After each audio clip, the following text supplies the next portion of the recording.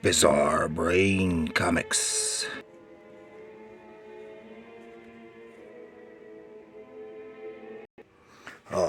Hello, my comic book friends, and welcome to Bizarre Brain Comics. I am Magnus of the Feral Horde, and I'm here to tell tales of daring do, brave sword-wielding warriors, defeating monsters and sorcerers, saving damsels in distress, and sometimes the damsels themselves, or the brave warriors. Ha ha ha! Oh, this time we're here to look at several of the Claw the Unconquered, which is from DC Comics. Okay, again, Claw the Unconquered is a sword and sorcery comic book hero in DC Comics, first appearing in Claw #1 in 1975, created by David Michelini and Ernie Chan. His true name is Vulcan Scaramax of Pytharia. Similar to Conan, he is a wandering barbarian swordsman and battles a variety of wizards and monsters, etc.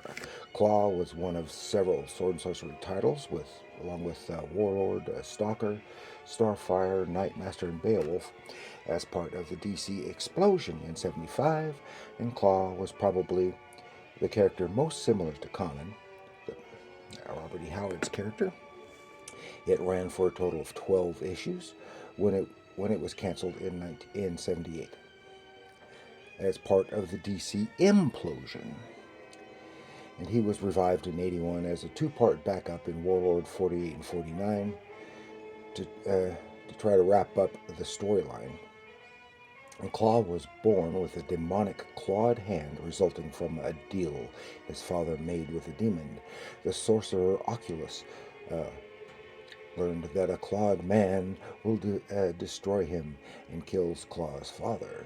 And in 2006, Wildstorm revived the character and had for a 6-issue miniseries, and also had a crossover miniseries with Red Sonja at Dynamite Comics. Well, I don't have those here, but and that's it. It was 12 issues. I have most of them here, and we start off here with, of course, this is issue #2. I have, or at least I had, issue #1, and I'm not sure if I've still got it somewhere.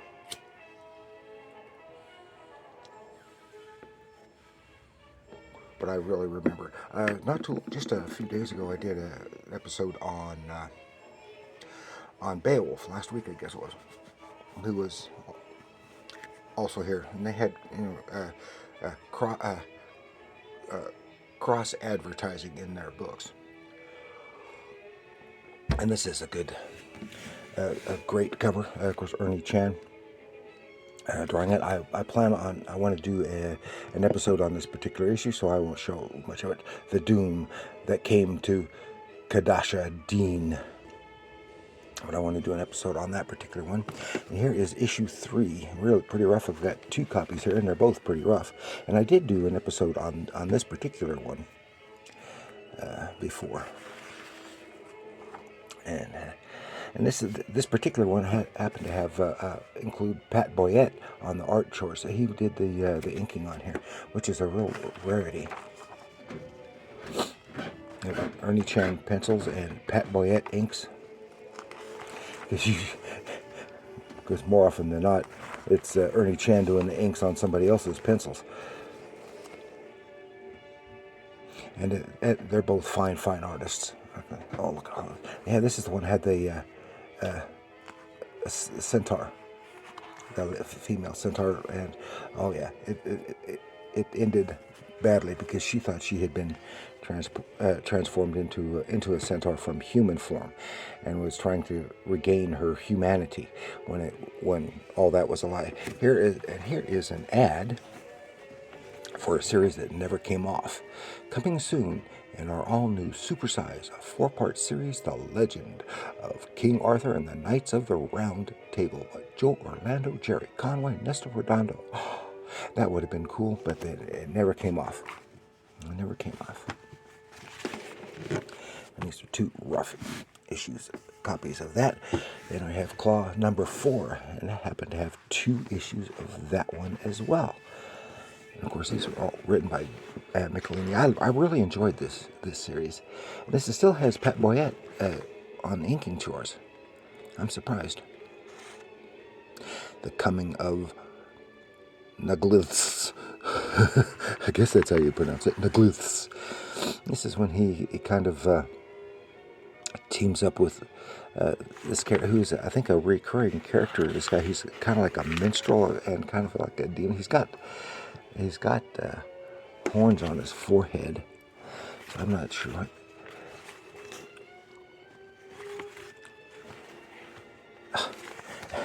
Remember Saturday morning cartoons way back then? Of course, they don't have any of that stuff anymore. Oh, look at that critter. Gog and Magog.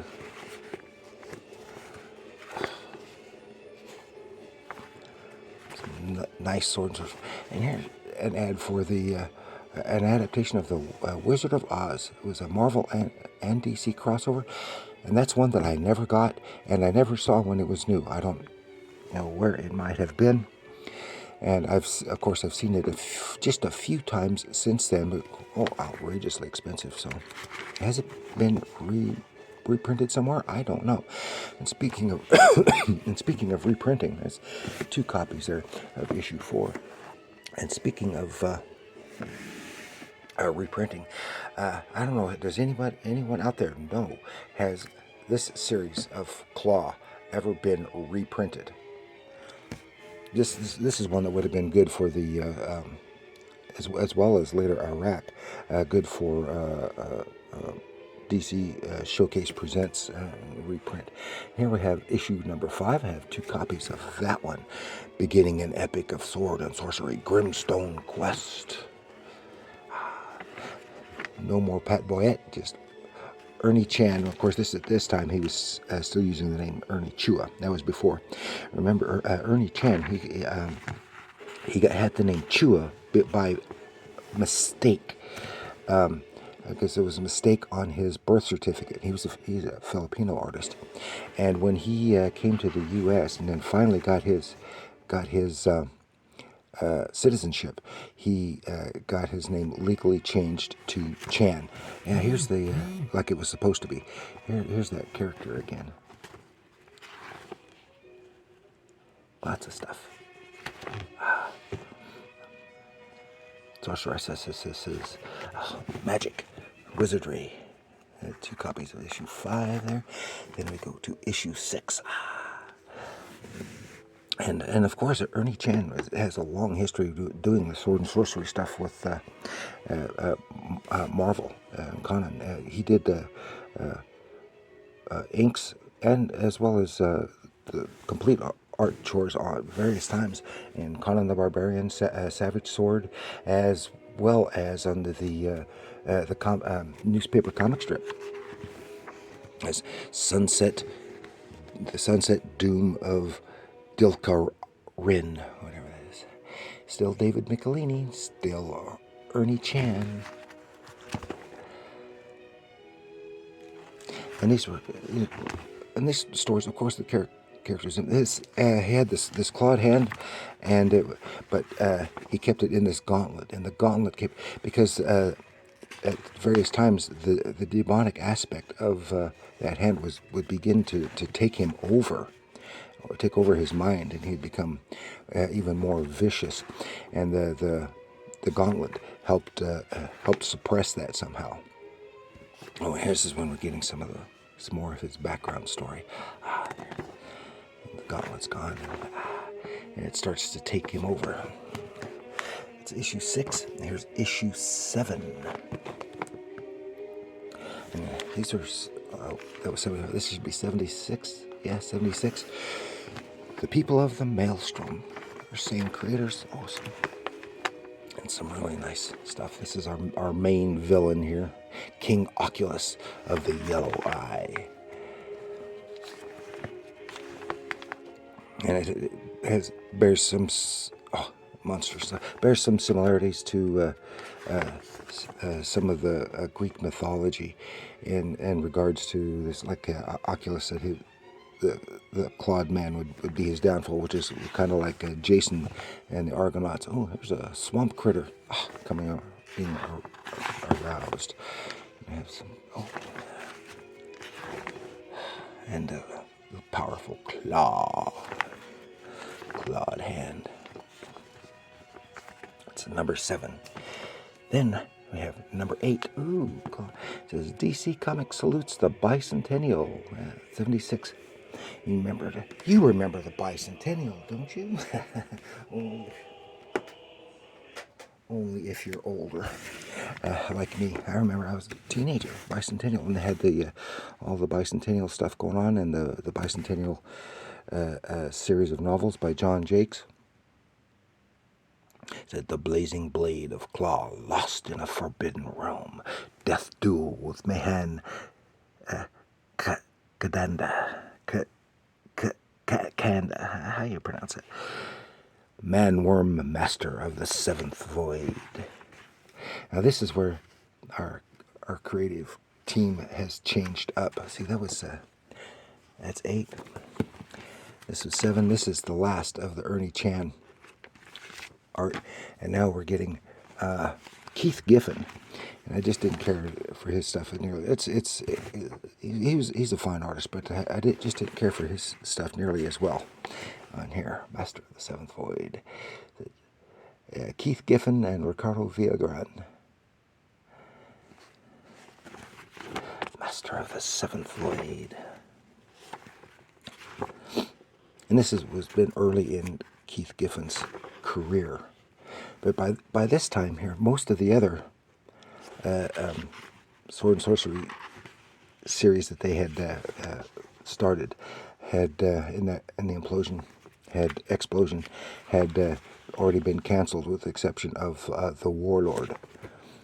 And then in the implosion, everything that was sold less than Warlord was canceled, including this. And it was not quite the end of the story.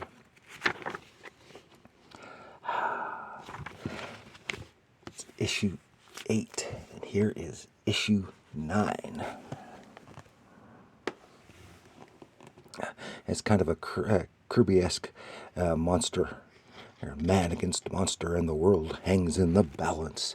Can the secret of the shining sword save Claw? And here's his friends against our same creative team. We've got some robotic monsters that's veering off into some science fiction stuff. Long die Naglflufs. How do you pronounce it? And I don't like that aspect, veering off into science fiction-y stuff.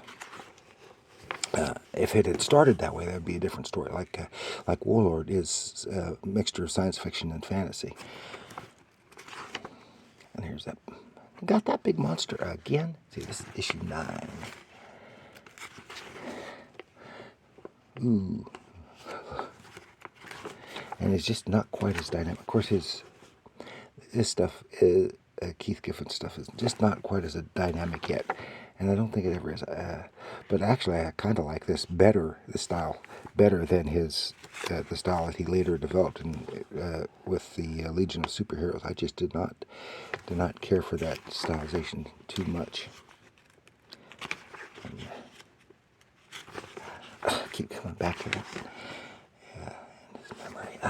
Then, issue 9. Oh, when we miss 10 and 11, I'm going to skip right to 12. Issue 12. Joe Kubert cover. That's a big plus right there. Joe Kubert cover. Still has Keith Giffen doing the art.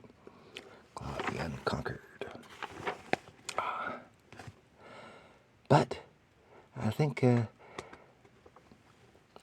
his work is improving here in this issue over what we had previously seen. It is a bit more dynamic, and I like his storytelling a little better. and he's getting a little bit more Kirby influence wending its way into the art.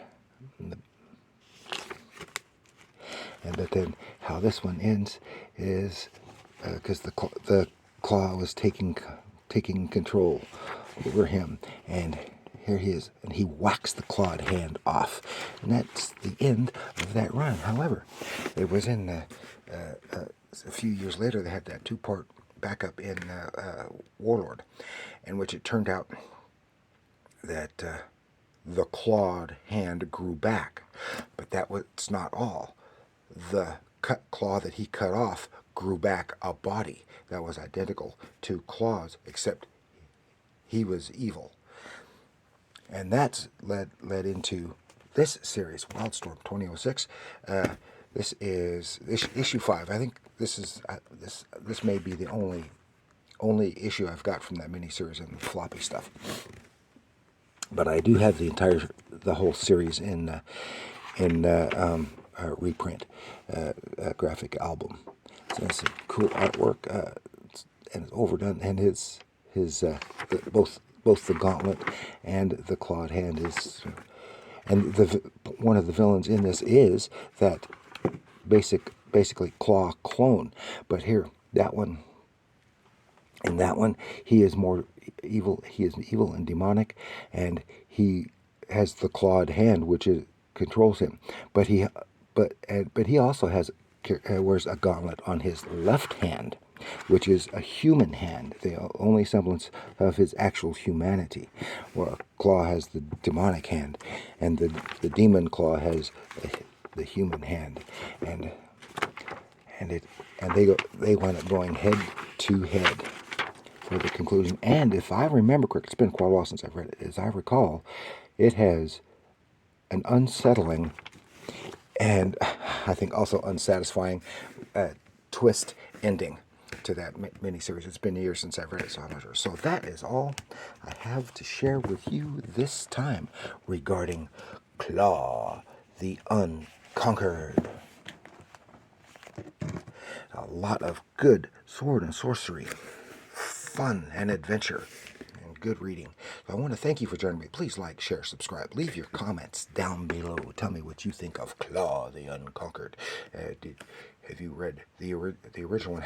To your knowledge, has this original story ever been reprinted in a compilation? Let me know, because I don't know anything about that, and I've never seen it, and it's one that probably should be. And or have you read the updated Claw miniseries? All of that stuff. Let me know in the comments below. And remember, comics are